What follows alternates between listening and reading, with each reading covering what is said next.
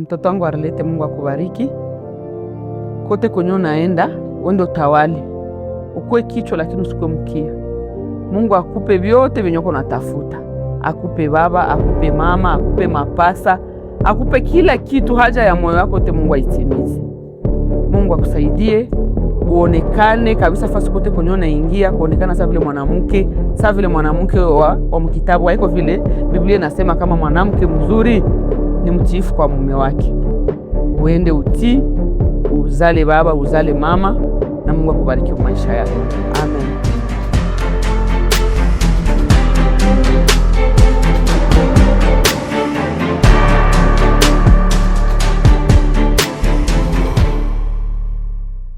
Na hao wawili watakuwa mwili mmoja. Amen. Ile ni jambo nzuri, na ningelipenda muelewe kwamba mnaanza safari. Ni safari ya kuishi pamoja maisha yenu yote. Kila mmoja anatoka muukoo wake, kila mmoja anatoka mjamaa yake ya banaita famille restreinte na famille élargie, na mnakuwa mahali hapa kwa ajili ya kujenga kitu kipya. Mwandishi ambaye tunayemsoma Amosi ni nabii, aliitwa na Mungu na anaelewa mambo fulani katika ulimwengu wa roho. Anaona kwamba kwa kuenda malengo makubwa, masafa marefu, na mkiwa na njia moja na mko watu wawili, inabidi kwanza kukuwe masikilizano mbele ya wakati. Na yale masikilizano ni ya kujua kwanza malengo. Tunaenda nafasi gani, kwa malengo gani, tutapita njia gani, tutakula saa gani, tutaketi saa gani. Inabidi ile yote ikuwe kama masikilizano ambayo inapashwa fanyika mbele ya wakati, ili kwamba wale wawili wafikie malengo mamoja. Kwa sababu ni wengi wanaanza safari, inaweza kuwa ya biashara, inaweza kuwa safari mbalimbali wanaianza pamoja, inaweza kuwa hata ya ndoa, wengi wanaianza pamoja, lakini kwa sababu hawakuelewa mambo fulani kwa mwanzo, inatuma kwamba wanagongana pale mbele, na inakuwa mambo ya hasara zaidi sana kwa ajili ya ndoa. Ukisoma katika kitabu ya Nabii Malaki, Mungu anasema nachukia kuachana. Je hais le divorce. Ndio kisi Mungu anasema kwa ile kitabu ya Nabii Malaki. Hapa ambapo tunasoma Paulo iko anatafuta kutia mstari kwa ajili ya mambo ya ndoa. Anasema kwa sababu hiyo mtu ataacha baba yake na mama yake, na ataambatana na mke wake, na hao wawili watakuwa mwili mmoja, ili kwamba walenge mambo mamoja. Na ile tunawatakia ndugu Blaise, Mungu akusaidie, Mungu akuwezeshe. Najua ulikuwa na maendeleza mingi kubazazi yako, lakini pia Arlete naye alikuwa na maendeleza mingi ndani ya jamaa yake, lakini kuona unafika tarehe ya leo na kukamata uamuzi wa kuishi pamoja na yule ambaye anakuwa pembeni yako, jua kwamba ni safari ndefu ambayo mnatafuta ingia ndani, na inajaa miiba na michongoma. Munakuwa milima na mabonde, munakuwa pia tambarare, yani munaweza kuwa pia shwari, lakini shetani anakuwa yule ambaye anapinga ndoa mara nyingi, lakini maandiko matakatifu yanasema tumupinge shetani naye atatukimbia. Amen. Kwa kuanza mashauri madogo tu ambayo itawasaidia kwa ajili ya kuenda pamoja, mkwe munaniangalia ili kwamba musikii. Kwa naniangalia, ndafurahi wakati mimi nawaangalia kwenye nyuso, nanyi mnaniangalia, itakuwa baraka kwangu. Hata kama wengine wanaweza lala, kama fundisho yangu haitakuwa ya moto moto, lakini itie moto ndani yenu. Amen. Bengine basiseme amen, nye museme amen. Jo amen ndio kusema viventio bibe vivyo mu kibembe, yani vikuwe vile. Kama Mungu anawaleta mahali hapa, anapenda mkuwe mwili mmoja. Amen. Binasema angalieni sana gisi munavyoenenda. Angalia sana gisi munavyoenenda, si kama watu wasio na hekima, bali watu wenye hekima. Jambo la kwanza kubwa litakalo wasaidia ili kwamba muendelee vizuri pamoja, muwe watu wa hekima. Kila mtu ajifunze hekima. Hekima ni zaidi ya ujuzi. Mtu anaweza kuwa ni mjuzi, alisoma iko na hiki na kile, lakini hekima ni zaidi ya ujuzi. Na ile tunawatakia muwe na hekima ya kimungu itembee katika maisha yenu. Muangalie jinsi munavyotembea. Mulikuwa na namna yenu ya kutembea wakati mulikuwa wa celibatere. Ulikuwa unatoka saa unapenda, unarudia saa unapenda, lakini hivi unatia yule karibu na wewe ili kwamba mtembee safari moja. Kunakuwa mambo fulani ambayo utakuwa unaangalia vizuri. Hautakuwa tena mwa ile libertinage yako ya buselibatere, unakuwa sous la responsabilite ya mtu mwengine, na inabidi mtembee vizuri. Na kwa hiyo inahitajika hekima na maarifa makubwa, mukiukomboa wakati, kujua valeur ya temps. Amen, amen. Pale niko katika ile wa Efeso sura yake ya 5 mstari wa 15 pale nafika ku 16, inasema mukikomboa wakati. Unajua wakati ni richesse kubwa ambayo shie wote mudunia tunakuwaka nayo. Kuko richesse mbili yenye kila mtu anakuwaka nayo, ukuwe mzungu, ukuwe mweusi, ukuwe bose, ukuwe masikini, ukuwe shie wote tunachangia zile richesse mbili. Ya kwanza ni pumzi ya uhai. Ili kwamba uishi mwa hii dunia, condition ya kwanza ukuwe na pumzi ya uhai. Kama hauna pumzi ya uhai, tunaenda kukutupa kansa yo. Unaenda oza kule, pengine wanatupa kwa village. Kwa sababu gani? Hana tena pumzi ya uhai, anakuwa sans valeur mwa hii dunia. Jambo la pili ambalo tunachangia shie bote tena sawa sawa ni wakati. Hakuna fasi kwenye siku inakuwaka na 26 heures, hakuna. Shie bote ni 24 heures. Saa 24, ukuwe Bulaya, ukuwe Afrike, ukuwe bose, ukuwe shie wote ni 24 heures. Lakini mwa ile 24 heures kuko venye bana wina ndani na kuna venye bana homba. Wewe nakutakia ukuwe mtu ambaye utawina. Uvalorize 24 heures yako. Na wewe Arlette pia, wala ninyi wawili wala ambao mnageuzwa kuwa mwili mmoja kwa tarehe ya leo, mjue kukomboa wakati. Mutoshe mafitilite mu wakati yenu. Ba mama, amen. Amen. Demi najua mama tena itika apitishe mchana muzima musalon.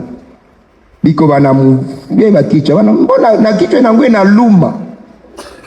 Kuzake na anashinda pale jiko napenda tu akwe nafanya tu nywele hivi sana toka pale. Ndio ni mzuri. Lakini ile wakati yote ulipoteza mu salon de coiffure. Eska ingi kusaidia kwa mambo mengine ya kimaisha. Si wakataze kwenda mu salon, mjue kujipamba, mjue, lakini kila kitu kinapashwa kuwa na kiasi. Nakumbuka mtu mmoja alijipamba siku moja, ni dada. Anajipamba iko natafuta enda kufete tusakisi baleo, kisha mvula ikanyesha, alikuwa natia mafonde ten manini, kisha ana lua taxi. Kwenye anakutaniwa hakuna kwenye ataigama. Mvula ikanyesha ikamupita kwa mistari ndio likia tu. Ile mapudre vile wanatia. Nikagapita mo migezi. Kukomboa wakati, kwa sababu zamani hizi ni za uovu. Tuko mutan yenye iko vraiment dangereux. Inabidi watoto wa Mungu wakuwe na akili ya kutosha. Kama wapagani wanaweza jua thamani ya wakati, inabidi na sisi tujue thamani ya wakati zaidi kuliko wapagani. Kwa sababu ni Mungu wetu ndiye anaitwa Bwana wa wakati na majira. Sasa akiwa Mungu wako atakufundisha kujua thamani ya wakati. Kwa sababu zamani hizi ni za uovu, kwa sababu hiyo musiwe wajinga. Pale ni 17, kwa sababu hiyo musiwe wajinga. Amen, amen. Sadiki Muzenze Blaise, sindio jina yako tele?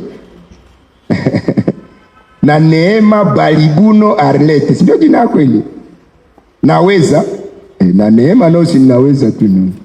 Neema itena kwa jina ya kila mtu. Neema c'est la grâce, no? Sawa, naweza, make unaweza. Sina una reisire leo, si anaweza kabisa. Lakini napenda kukwambia haiko kwa nguvu zako ndio maana unaweza, kwa sababu neema ya Mungu inakuwezesha. Ndio maana unafika mahali hapa. Lakini napenda kuambia juu ya kutosha ujinga. Msiwe wajinga. Msiwe watu ambao watatembea ndani ya ndoa na makomparaison. Na mie ndakuwa sa bibi ya ule parrain wetu. Yeye alishafanya parcours ya kabambi, wewe ungaliki unaanza. Na mie ndakuwa sa ule voisine, na mie ndakuwa sa mama. Anza yako. Hapana, tembea katika ujinga, ukuwe na akili. Amen. Kuna kuwaka akili za aina nyingi sana, nazoea zungumza sana juu ya akili. Kuko akili za aina nyingi. Kuko akili ya kuzaliwa ambayo tunapata wakati tunazaliwa na baba na mama anatusaidia ili kwamba iendelee kwa kujua mambo fulani. Lakini kuko akili ya shuleni, ile ambayo tunapata officiellement kushule. Kuko akili ya tatu wanaita akili ya kimungu, na ni ile nawatakia ingie ndani yenu. Ile akili ikiingia ndani yenu wanaita kwa Kigiriki epignosin. Akili ya juu inatokaka mbinguni.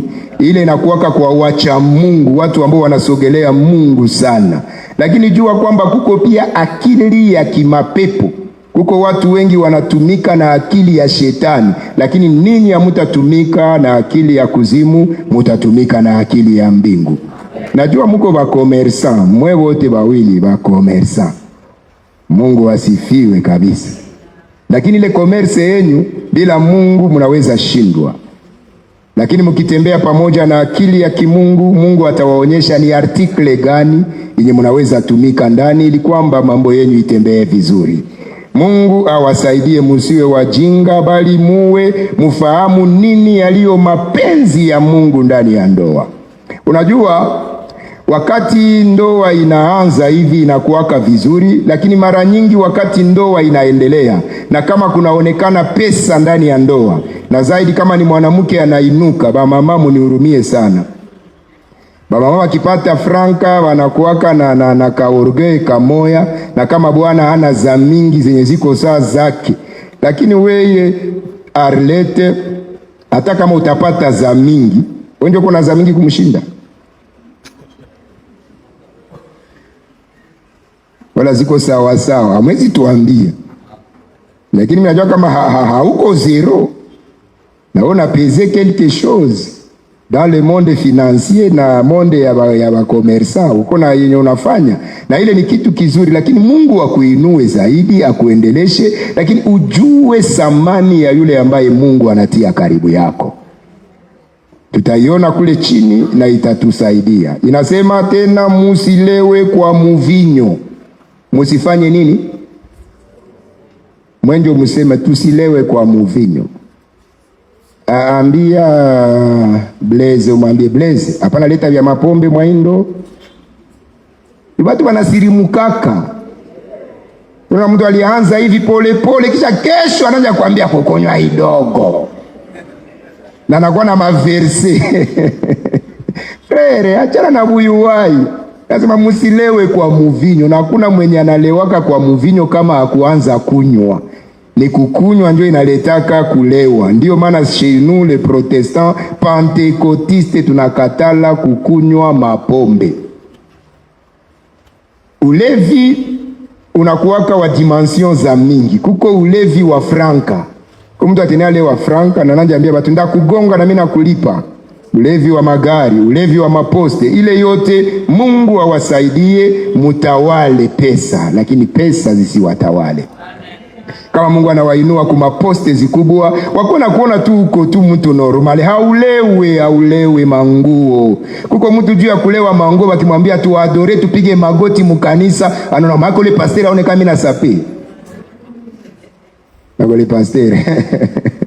Frere, napenda kukwambia ba mingi viko na magarderoi wanazaka ziangalia. Sagisi imbwa itene angalia dolari. Hakuna kuvala junguo, akivala no inamuluma kumwili. Kama iko na viatu, iko na mabiato na mabiato, lakini anaanjaka vala makeche tu, ndio anaambia uanze vala makeche utakufa. Yaani mwa hii dunia c'est un problème, c'est un souci. Ukipata vya mingi sijui na vinakuwaka na sasa unaanza vipata ndio mainterdit zinakuwa. Sasa yenye ukukua navyo ulikuwa bioteka. Balete muhogo unakula. Balete nyama unakula. Najua hauna sasa inakuwa mfuriko nakwambia punguza nyama. Punguza mafuta. Punguza ichumvi. Na ichumvi inakuwa ya utamu. Maana dunia isikuleweshe. Dunia isitume kwamba unajiona uko special na wewe uko mtu sawa sawa na wengine. Na wakati inaendaka inavalorize na inadevalorize vimoya. Kwa hiyo ulikuwa unajiona uko apte sana kufanya saa ulikuwa na age fulani, lakini leo wakwambie nyangula unashindwa. Kwa sababu gani? Wakati inaenda. Sasa usilewe maisha.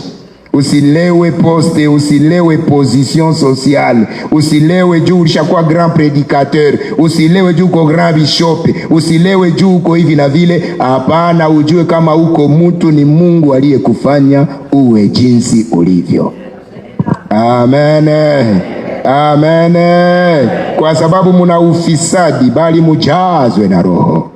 Na watakia neema ya kujazwa na Roho. Niko napatia kutembea pamoja. Mimi nasema je, watu wale wanaweza kamata safari ya mrefu isipokuwa wamepatana? Mupatane kwanza. Na parmi ile mapatano mujazwe na Roho Mtakatifu. Amen. Munaombaka, Blaze unaombaka? Unaombaka idogo tu. Uko specialist tu kuombea bugali na Mungu bariki chakula hiki. Na batena mwambia ombe sadaka, anaombea bugali mkanisa kusadaka. Ameona vile? Ombea sadaka ndugu. Kwa jina la Yesu nasema asante, bariki bugali. Hapana, bariki sadaka hizi. Mkwe waombaji, mtafute Mungu. Amen.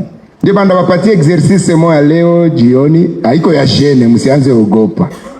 Sasa mnafika kwenyu, saba pare wanaenda, ndugu wanaenda, wanawachia, mubakie, siyo itakuwa saa gani, lakini mbele muingie mambo mengine yote, mukamatane mikono. Muambie Mungu, tunaanza parkour ya kabambi, safari ya mrefu. Na hii safari kama tunaenda moshie bawili tu tutashindwa. Ninasema kamba ya nyuzi 2 inaweza katika, lakini ya nyuzi 3 haikatiki upesi.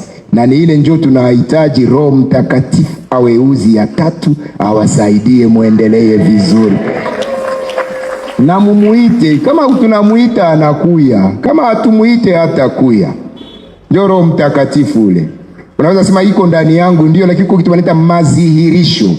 Mazihirisho yani aonekane kirasmi kwamba anaongoza. Amen. Anasema mukisemezana kwa zaburi. Haiko fasi ya komba mundoa frere. Haiko fasi ya mapingano, musemezane kwa tenzi za rohoni. Amen, amen. Arlet, unajua kaimba? Haujui imba? Hata hii soprano imo hivi. Tukupatie mikro imbe. Amenitendea. Amenitendea. Utenajua imba ile nyimbo vile. Si anakutendea mema. Wewe hata ni makoke na sauti. Atenashindwa imba leo siku ya leo. Mjue kusemezana kwa zaburi. Muimbe pamoja. Mutie miziki ya kimungu pamoja, mucheze pamoja, mufurahiane, mukue pamoja kila wakati, mukreye atmosphère de victoire. Mukreye atmosphère de succès. Benye batakuwa na baona basi pate mulango ya kuwaingilia. Jukuko mtu anaingiaka tu munyumba unasema mko atmosphère ya mubaya huko. Mungu awasaidie. Bless. Angalia huku. Arlete mniangalie huku. Mimi natafuta maliza, sitakawia sana. Tumlisikiaka vya mingi. Leo ni kufanya tu mambo kidogo tu. Inasema mshukuru Baba siku zote. Na inaendelea, lakini kule chini kuvendo inasema enyi wake watiini waume zenu. Amen. Hata kama kule juu ni mambo ya rohoni, kujazwa na Roho, kusemezana kwa tenzi ya Roho, lakini yafaa kujua kwamba tuko tunatembea mwa hii njia, kuko chef Watu wawili hawawezi tembea njia moja isipokuwa wamepatana. Kukisha kuwa tu deux personnes yenye iko inatembea njia moja, kunapaswa kuwa chef na subalterne, kunapaswa kuwa kiongozi na mwenye anaongozwa.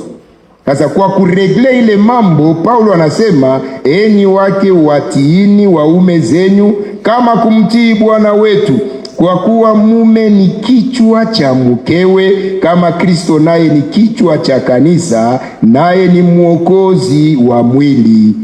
Lakini kama vile kanisa limtiivyo Kristo, vivyo hivyo wake nao wawatii waume zao katika kila jambo. Amen. Arlette, unasikia? Kutii njoni ni mufransais. Kujisumetre. Inazaa mo gani? Ile ni soumettre ni verbe. Inazaa mo soumission. Soumission njo kusema nini?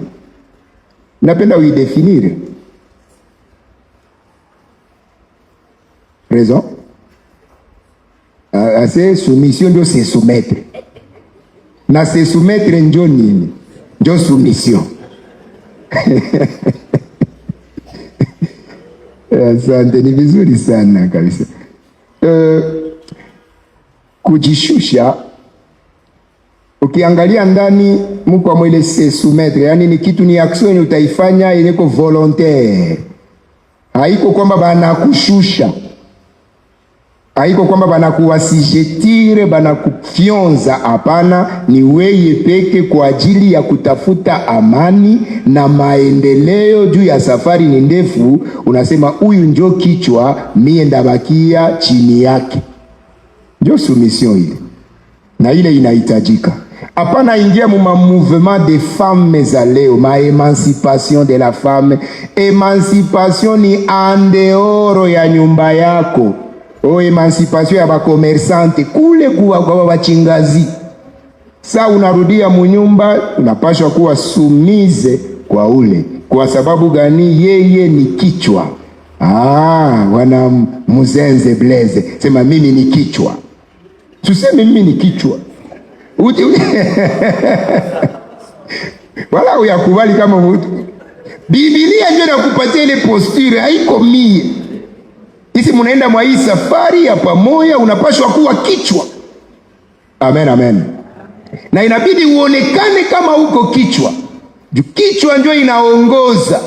Kama kichwa inaharibika, na njia yote inaharibika, na mambo yote yanaharibika. Ndio maana unapashwa kuwa une tête bien faite. Kichwa ambacho kimenoa, ndio kunolewa. Mimi sio Kiswahili kantonati hapa. Kunolewa. Ndio kwa sababu kunyolewa.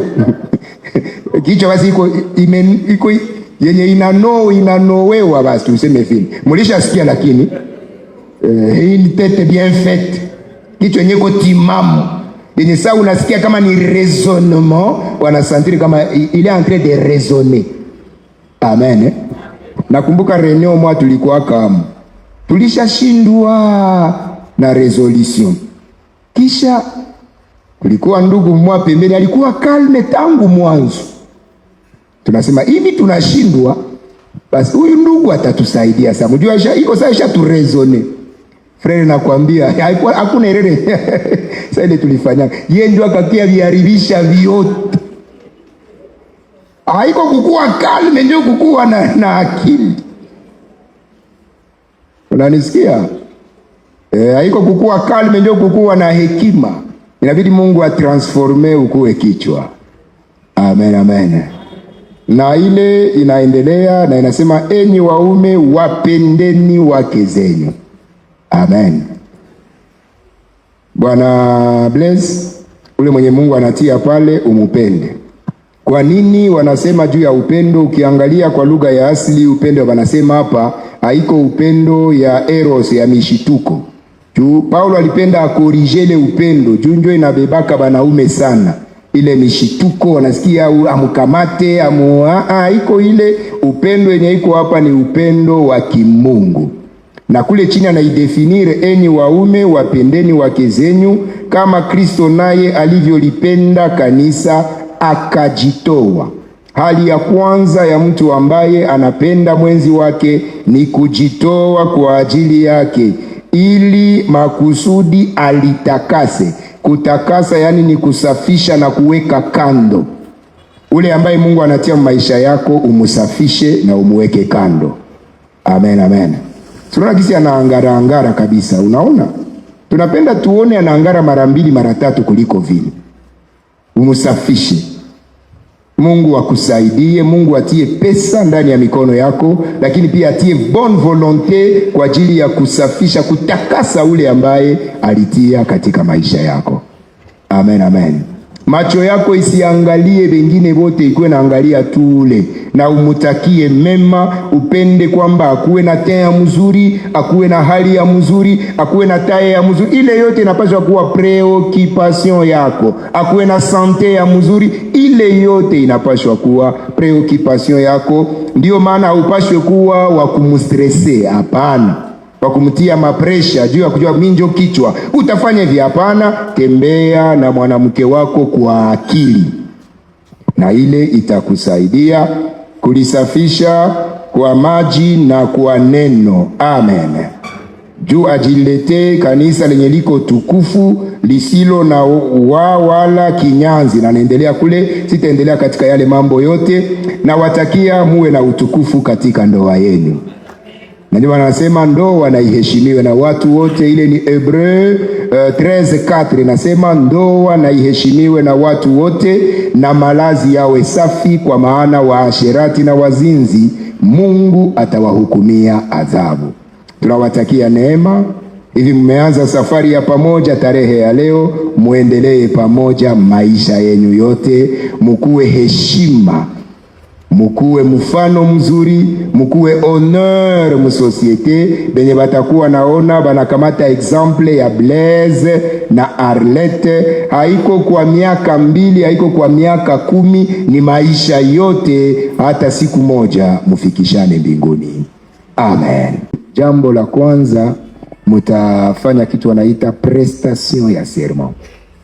Mutafanya kiapo, kwa sababu mnapenda kuanza safari ya pamoja ninyi wawili. Mutafanya kiapo kwamba hamutaachana njiani, mutaenda vile maisha yenu yote. Tumepana mashauri mengi kwa ajili ya safari ya pamoja, lakini napenda kuwatakia Yesu Kristo awe Bwana wa safari, na neno la Mungu liwe kama busol, kiongozi ambaye atawasaidia ili kwamba muendelee vizuri.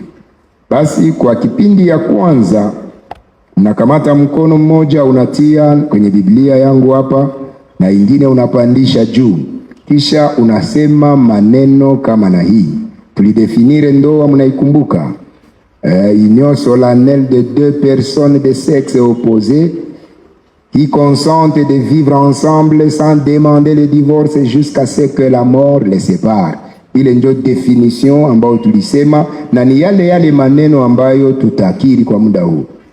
Yaani unasema mimi fulani fulani fulani, na hapa mbele za Mungu, mbele za kanisa, mbele za watumishi, unasema wote ambao unapenda kusema kumchukua fulani fulani kama mke wangu wa maisha yote, sitaomba kamwe divorce hata kifo kitutenganishe. Kama unasema maneno kama na yale, tuna kama hata nafasi ya kubariki ndoa yako. Lakini kama useme maneno kama na yale, yani hautaki muende njia moja, na kama hautaki, tunaweza ruhusu sana umwana pita pale na mwingine anapita pale, lakini kiwaza mnakuwa na malengo mazuri. Basi sitakawia kwa kuwachosha, lakini napenda kukumbusha jambo moja kubwa. Hii ni kitabu takatifu, Biblia. Nazoyaita Cuisse d'Abraham. Hii ukienda soma Genese 24 unaweza elewa. Abrahamu anakuwa mzee mwenye miaka mingi, na Bwana alikuwa amembariki Ibrahimu katika mambo yote, akaita serviteur mkubwa jamaa yake amwambia, kuya hapo utenda tafutia mtoto wangu Isaka mwanamke. Kamata mkono wake, akapandisha kanzu yake, akakamata mkono, itie kukwise yangu, ulape kama utatwalia mtoto wangu Bakananeyen, bali wende kwetu ku origine zetu. Kwa nini alisema vile? Yu hakupenda benediction ichangane na malediction. Du plus ikichangana na moins, mu mathématique égale moins. Plus ndio égale plus tu. Na nisikia ndugu yangu, muko baraka zote kama unatii. Wende usome Deuteronome 28 utaiona. Kama unatii Mungu anakubariki. Lakini usipotii, kule ku 15 verset 15 nasema usipotii, ukienda kinyume, ile ambayo ilikuwa baraka inageuka laana. Hatukutakie laana, tunakutakia baraka kwa hii safari ambayo unatafuta anza na mwenzi wako wala mpenzi wako.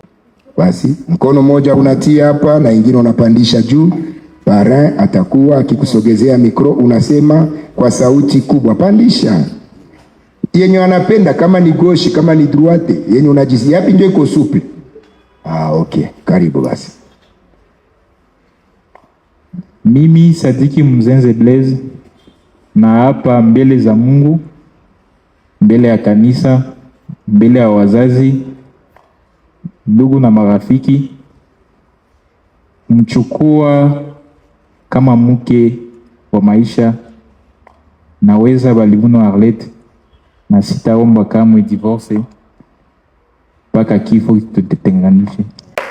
Félicitations Blaise. Maneno ambayo umesema haiko repetition, ni maneno makubwa na mbingu ina prendre acte. Ikuwe busol pia ambayo itakusaidia kwa hii parcours. Asante. Tunaenda kwa Arlette, tusikie maneno yake. Mimi Arlette Balibuno nakubali kukamata Blaise Sadiki kuwa mume wangu, na naahidi mbele ya kanisa, mbele ya watu na mbele za Mungu, sitaomba kamwe divorce mpaka kifo cha uzee kitutenganishe. Amen.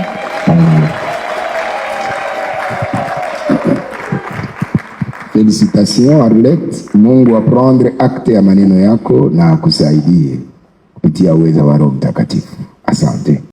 Mon bébé, mon amour Blaise, l'homme de ma vie, mume mwenye nilijichagulia mie peke bila kusukumwa na yoyote. Ninakuahidi leo mbele za Mungu, mbele za kanisa, kukamata kama vile mume wangu wa maisha yote mpaka kifo cha uzee kitutenganishe, kwa jina la Baba na la Mwana na la Roho Mtakatifu. Amen. Mpendo wangu, mboni langu la jicho, Arlette, tangu siku ya kwanza nilipokuona, kuna kitu ndani yangu kilibadilika. Nilikupenda sana kwa upendo ambao sikuwa nafikiria sasa vilikuwa kwa mwanzo. Na kupitia pete hii na kamata engagement ya kukupenda kama unavyostahili, katika utajiri wala umaskini, katika magonjwa, katika afya. Mungu atubariki, atuongoze kwa umoja na upendo wa maisha yote ya ndoa. Amen. Asante. Unaweza kamatana mikono mbili yote, mshuke chini, mpige magoti. Wapare wanaweza rudia nafasi yao. Mzee Munyaka tunaweza waombea. Tunakutukuza Mwenyezi Mungu. Tunasema asante, maana uko Baba, uko Bwana wa wakati na majira, uko Mungu ambaye umefanya kwamba hawa vijana wazaliwe ndani ya jamaa, kila mmoja jamaa lake, na kumbe ulikuwa umewaandalia tarehe ya leo ya kukua pamoja ili kwamba waendelee katika neema yako. Tunayoiomba ni kwamba kuwe mapatano katika ulimwengu wa roho, wapatane kiroho, wapatane kinafsi, wapatane kimwili na kimaisha, ili kwamba wageuzwe kuwa mwili mmoja katika wewe.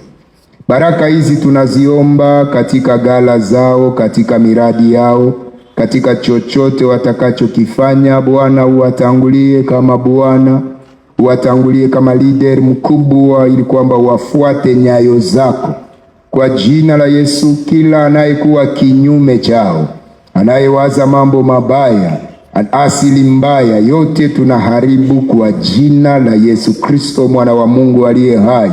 Tunakiri neema inayotoka enzi yako iwaikalie na kufunua baraka zinazokuwa ndani yao zionekane wazi kwa jina la Yesu Kristo. Uwabariki usiku kama vile mchana, uwabariki waingiapo na watokapo, uwafanye kuwa kichwa wala si mkia. Maadui watakaoinuka mbele zao wanaposimama, wale maadui waanguke chini kwa jina la Yesu Kristo. Bwana, fanya njia iwe yenye kuwa na utomvu na baraka, njia ambamo mvua ya kimungu itanyesha, madirisha na malango ya mbingu iwe wazi, ili kwamba utomvu uonekane katika kazi zao za mikono ziendelee. Pandisha mtai wao, uwainue kwenye viango vya juu, uwapatie makao mazuri. Fungua viuno vyao, fanya kwamba wazae watoto wazuri wenye nguvu, watoto ambao watakuwa mfano mzuri ndani ya mji wetu. Mahali popote watakapopita, baraka zako zionekane. Zaidi ya yote, wafanye kuwa Wakristo wazuri, watu ambao watakupenda wewe kwa namba ya kwanza, na wapendane na upendo wao usiwe ndani unafiki. Kwa jina la Yesu, ile hewa ya unafiki ya kifarisayo itoke, uweza wako uwatembelee. Asante, maana tarehe ya leo umekubali Bwana, ili kwamba hao wawili wawe mwili mmoja katika wewe, na aliyowaunganisha Mungu mwanadamu asiwatenganishe. Amen. Unaweza simama. Unaweza mkumbatia kidogo Blaze.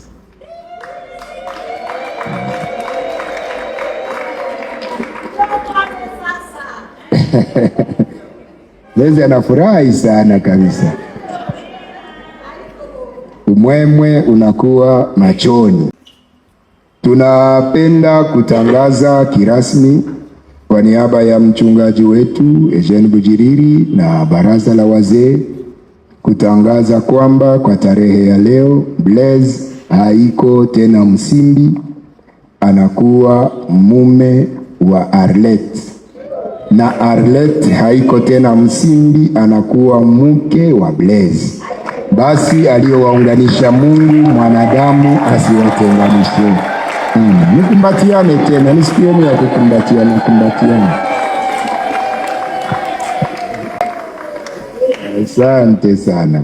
Sertifika yenu hii mtaileta kwa biro yetu kwa mambo ambayo tutafaa tena, lakini tunapenda kuwapatia hayo kirasmi kwa niaba ya mchungaji wetu. Inaandikwa hapa: sont unis par les liens indissolubles du mariage chrétien à partir de ce jour, selon les rites évangéliques. Ainsi, ils ne sont plus deux, mais ils sont une seule chair, que l'homme donc ne sépare pas ce que Dieu a joint.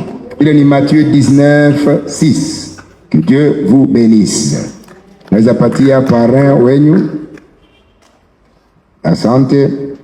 Tutawapatia neno la Mungu. Ni notice kubwa ambayo itawasaidia kwa parcours ambayo mutaingia ndani. Najua wengi wanashindwa sana kutafuta hata mishairi. Jana nilikuwa nafundisha jioni muibada, nikaimba nyimbo moja zamani sana bali tufundisha kasa tuko mu école de dimanche.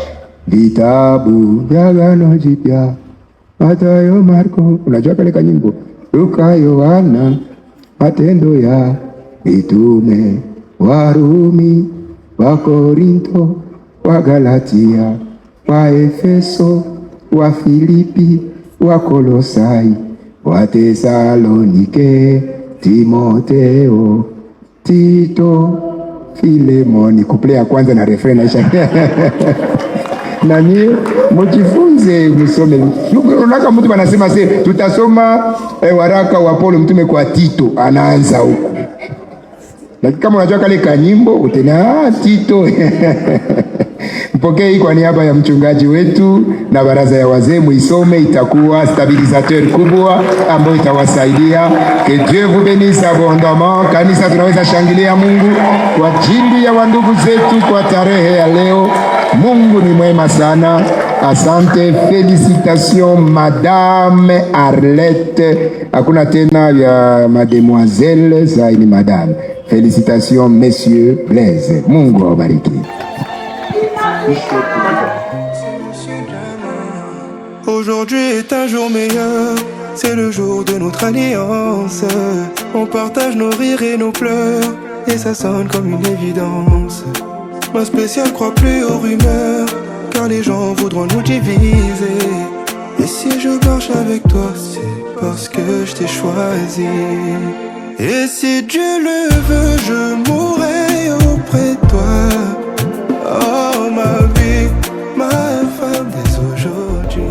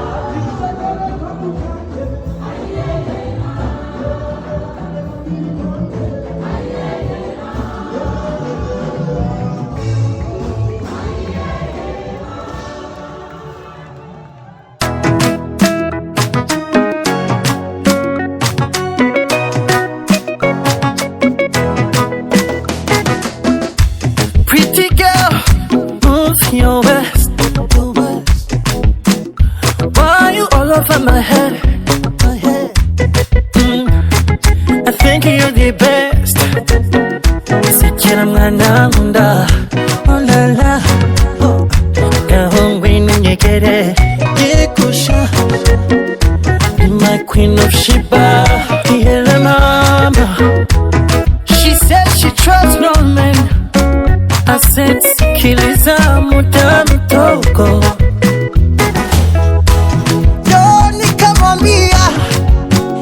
Pale utapoenda nitakufuata yo. Nae kanikazia eti chenye mwanzo kina mwisho. Would you marry me?